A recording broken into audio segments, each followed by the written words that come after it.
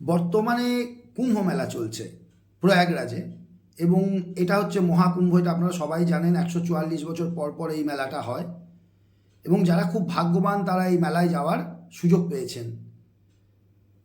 2-4 দিন আগে ওই কুম্ভ মেলাতে আগুন লেগে গেছিলো, এটাও আপনারা সবাই জানেন, কিন্তু আগুনটা বেড়ে যায়নি। এর কারণ হচ্ছে দিনের বেলা ছিল প্রথম কথা, আর তার মধ্যে কুম্ভ মেলা একটা পবিত্র এবং শক্তিশালী মেলা, যেখানে কোনো ক্ষতি হয়নি, এটা ভালো খবর।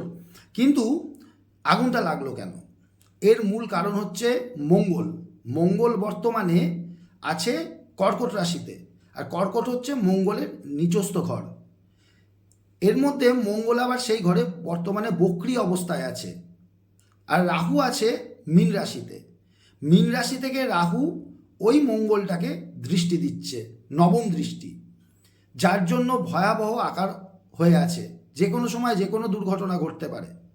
আর এর কারণেই কুম্ভ মেলাতে আগুন লেগেছে, আমেরিকাতে আগুন লেগেছে, কলকাতাতে বাড়ি ভেঙে পড়ছে, ভূমিকম্প হলো ছোট একটা, এই মঙ্গল নিচস্থ জায়গায় আছে বলে।